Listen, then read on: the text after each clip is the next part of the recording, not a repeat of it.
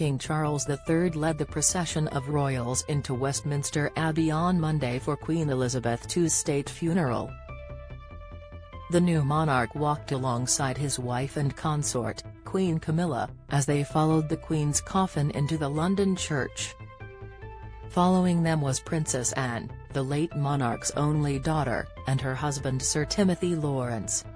Both Charles and Anne were by their mother's side when she died at Balmoral Castle on September 8. The Princess Royal then accompanied the coffin on its journey from Scotland to London. In a tribute to her mother, Anne wrote, "I was fortunate to share the last 24 hours of my dearest mother's life. It has been an honor and a privilege to accompany her on her final journeys. Witnessing the love and respect shown by so many on these journeys has been both humbling and uplifting." The royal is known to have shared a close relationship with her mother and played one of the most prominent roles in the events to mourn her death.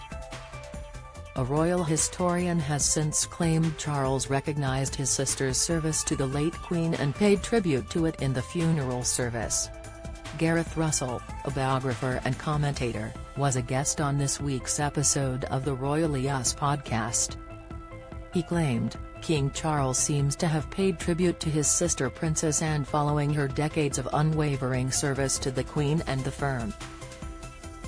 Read more. Peacemaker Sophie praised for interactions with Meghan and Charlotte in Queen's funeral. Charles gave his younger sister a place of honor at their mother's funeral. Image, Getty Images. Anne was sat next to her brother during the funeral service. Image, Getty Images. The reason for haunting empty seat in front of King Charles during Queen's Windsor service. The British public have had their eyes glued on the funeral of Queen Elizabeth II today.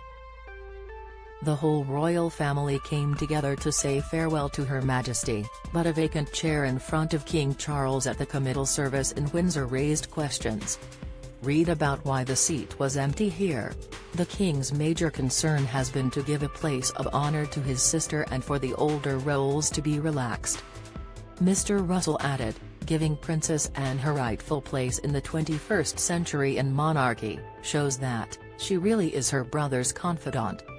She is hugely admired in Britain for her charitable work, and we've seen that she is someone who's dealing with great heartbreak at her mother's passing." The historian went on to suggest that Charles was doing away with archaic royal rules that place male royals higher in the pecking order than female royals. Despite being the Queen's second child, Anne falls behind her two younger brothers and their children in the line of succession. This is because male primogeniture served as protocol for the royal family from the Act of Settlement of 1701 up until 2013, when the Queen changed the law to ensure sons and daughters of the monarch now have an equal right to the throne.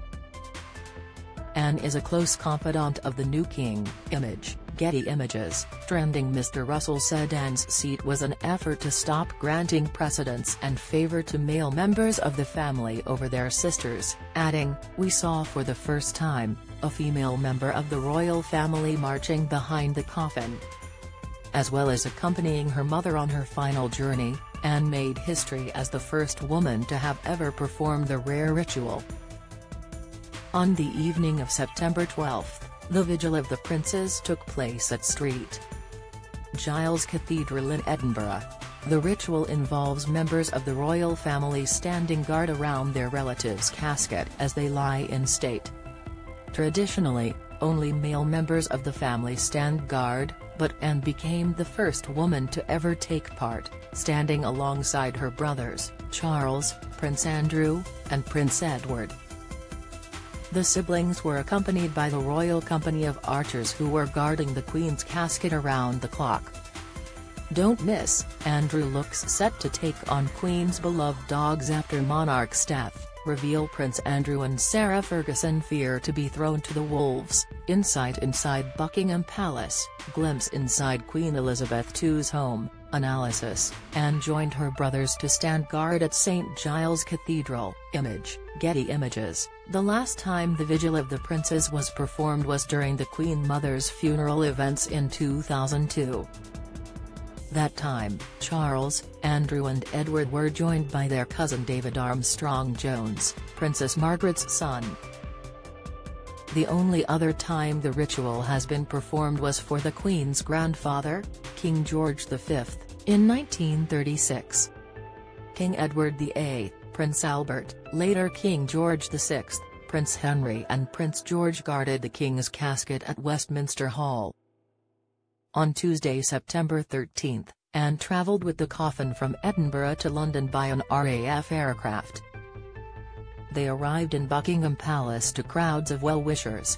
In her tribute to the Queen, the Princess Royal thanked well-wishers and mourners for sharing the royals' sense of loss. She added, "We may have been reminded how much of her presence and contribution to our national identity we took for granted." Share your memories and stories of the Queen with Express. The Queen was known for her devotion to the nation, but will also be remembered for her quick quips and her colourful fashion sense. Many fans across the nation will be in mourning today, and here at Express.co.uk we want to remember the brilliant stories we all have about the Queen. Click here to share your memories and condolences. Anne shared a close relationship with her mother. Image, Getty Images. Sharing a few words for the new king, Anne went on to say, "I am also so grateful for the support and understanding offered to my dear brother Charles as he accepts the added responsibilities of the monarch."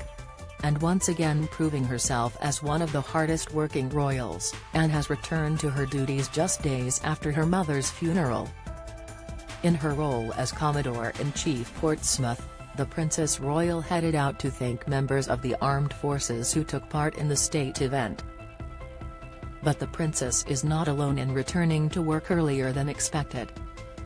In a surprise appearance, the new Prince and Princess of Wales visited Windsor's Guildhall to meet volunteers and operational staff who were involved in facilitating the committal service for the Queen, held after the state funeral on Monday afternoon at St George's Chapel.